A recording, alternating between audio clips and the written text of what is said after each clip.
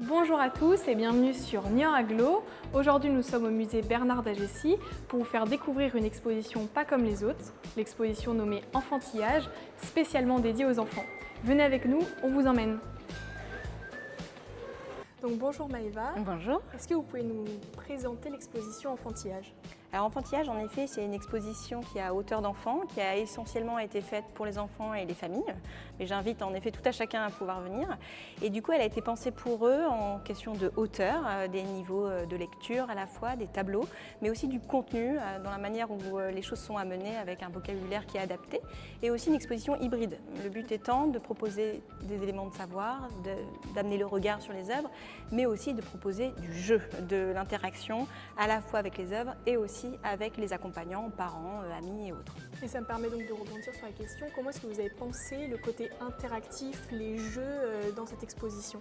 Alors il y a déjà un déroulé dans l'exposition qui est fait à partir de thématiques. La première, c'est la question de la représentation de l'enfant. La deuxième, la place du jeu. La troisième, on va être sur l'apprentissage des règles et puis vers la transgression et les bêtises. Puis la place de la famille et l'école. Donc en partant de ces thématiques et en partant des œuvres, du coup, il y a des jeux qui se dégagent un petit peu. Il y a des liens qui vont se faire. Par exemple, sur la question de la représentation, en salle 1, on va avoir beaucoup de portraits d'enfants. Et bien, du coup, ça a amené à quel jeu ? Le qui est. Le qui est très adapté. À d'autres moments, on a voulu alterner. À des moments, ils vont aller regarder, ils vont aller jouer. Et à d'autres, ils vont aller créer. Parce que ce qui est important aussi dans l'enfance, c'est la création, c'est le côté participatif et de jouer. Donc il y a une alternance comme ça entre les jeux qui s'est fait de façon un peu recherchée, mais surtout, on va dire, naturelle, au regard des œuvres et de ce qu'on a amené. Qu'espérez-vous que les enfants y retiennent de cette exposition ?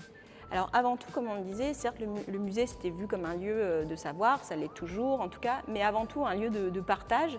Et pour les enfants, ça serait surtout un éveil à l'art, à l'histoire, aux domaines qui sont partagés ici dans les musées, et même un peu de décomplexer certains, alors peut-être pas enfants mais familles, à se dire qu'on peut accepter de ne pas tout aimer, de trouver des choses en effet moches, de ne pas forcément toujours avoir eu envie de venir au musée, mais de trouver que dans la visite du musée, il peut y avoir quelque chose de ludique, d'interactif, de notion de partage. Et que les enfants s'amusent. C'est ça, avant tout le jeu, la création et l'amusement, voilà, le musée des enfants en tout cas pour cette saison.